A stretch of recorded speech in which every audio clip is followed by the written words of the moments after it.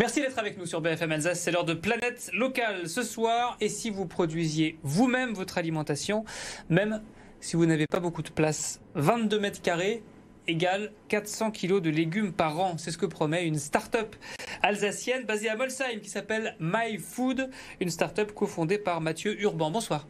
Bonsoir. Merci beaucoup d'avoir accepté l'invitation de BFM Alsace, votre start-up qui emploie une petite vingtaine de personnes donc, à Molsheim. Vous êtes alsacien, mais vous êtes présent partout dans le monde, c'est ça? Exactement. Beaucoup en Europe et effectivement même en export lointain. Oui. Vous envoyez vos produits aux quatre coins de la planète. Qu'est-ce que c'est qu'une serre connectée ou une serre innovante, comme vous dites? Une serre innovante, verticale, aquaponique, c'est une serre en fait qui permet de nourrir une famille toute l'année avec différentes techniques de culture qui sont certaines connues. On a peut-être entendu parler de la permaculture ou un peu moins du jardinage vertical et notamment de l'aquaponie qui permet de cultiver ces légumes avec des poissons. Alors, on va parler des poissons. Première question, c'est bio ou c'est pas bio?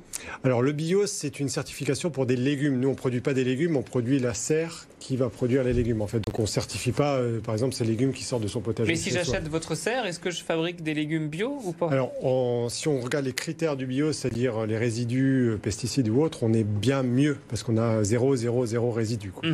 Alors, cette histoire de poisson, de quoi s'agit-il? On a du mal à imaginer une serre dans un jardin. Je pense que tout le monde voit ce que c'est. Oui. Faire pousser des choux, des carottes ou des poireaux, on imagine des poissons. Ils sont où? Comment ça marche? Comment ça marche? C'est très simple. Dans un potager, on va mettre du fumier de poule, on va mettre du compost dans la terre pour enrichir.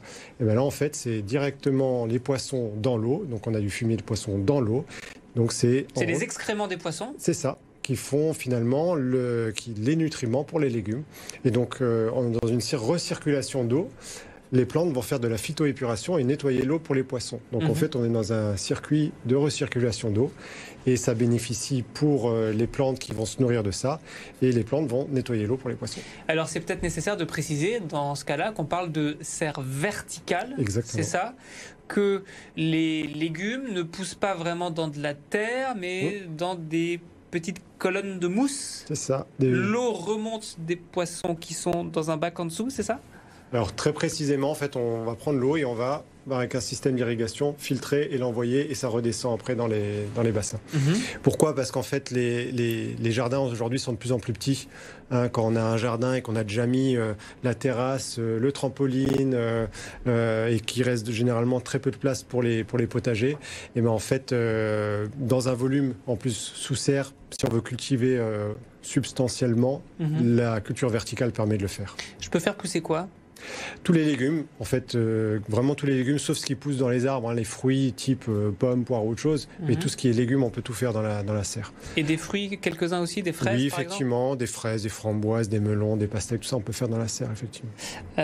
Vous dites, et on a du mal à le croire, parce que vous promettez donc 400 kilos de légumes par an, c'est-à-dire quand même une production assez conséquente, que tout ceci ne nécessite qu'une heure et demie de boulot de celui qui s'occupe du potager dans la famille, par semaine. C'est ça. Effectivement, on a retiré, grâce à la culture verticale, tout ce qui était chronophage et pénible dans le jardinage. Qu'est-ce qui prend du temps? Travailler le sol, enrichir le sol, désherber, redésherber, arroser tous les jours, chasser les limaces. Tout ça, on n'a pas besoin de le faire. Qu'est-ce qu'il faut faire en fait? On va planter, donc faire ces semis, planter dans les colonnes, récolter. Donc je mets, pardon pour être bien concret, j'ai mes petites graines, c'est ça, et je les enfonce dans la mousse. Alors déjà, je fais des semis à côté, mais dans des petites mottes qui viennent après se mettre, une fois qu'elles ont germé, dans les colonnes. Ok, d'abord il faut faire les semis, les faire pousser à part. C'est ça. D'accord. Ensuite, je plante ça dans la mousse. Et après, on les plante dans la mousse, c'est ça. Ça grandit tout seul. Et après, ça pousse. On suit les paramètres, on remet de l'eau.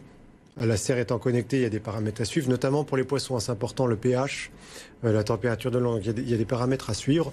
Mais une fois que c'est bien maintenu, et ben en fait, on n'a plus qu'après à regarder pousser. En quoi est-ce qu'elle est connectée, cette serre? Quand on parle aujourd'hui d'appareils connectés, on dit que ça fait bip bip sur mon téléphone quand les tomates sont mûres?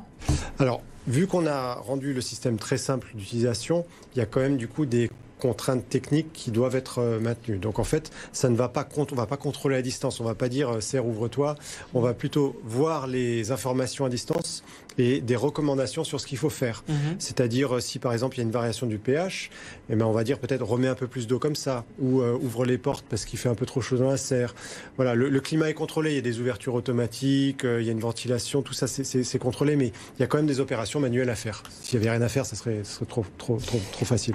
Alors, un distributeur, j'allais dire, facile d'utilisation dans le jardin, combien ça coûte? Parce que c'est bien de faire des économies d'achat de fruits et légumes, mais il faut rentabiliser la machine, combien elle coûte?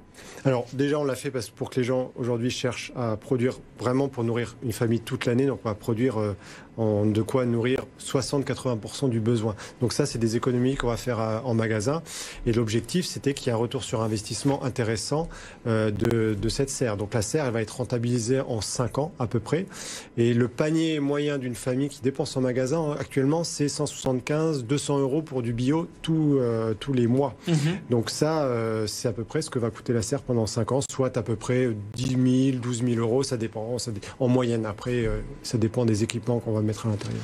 Il y a des familles qui l'utilisent déjà, qui l'ont déjà rentabilisé parmi vos clients. Vous existez maintenant depuis quelques années? Oui, ben on existe depuis 2016, donc ça va faire bientôt 8 ans, hein, et on a 1 millier d'utilisateurs maintenant en France et en Europe. Surtout en Alsace? Et on en a pas mal en Alsace, oui. Évidemment. Merci beaucoup Mathieu Urban d'avoir accepté l'invitation de BFM Alsace. On passe au reportage de Planète Locale. Pour vous raconter l'histoire de cette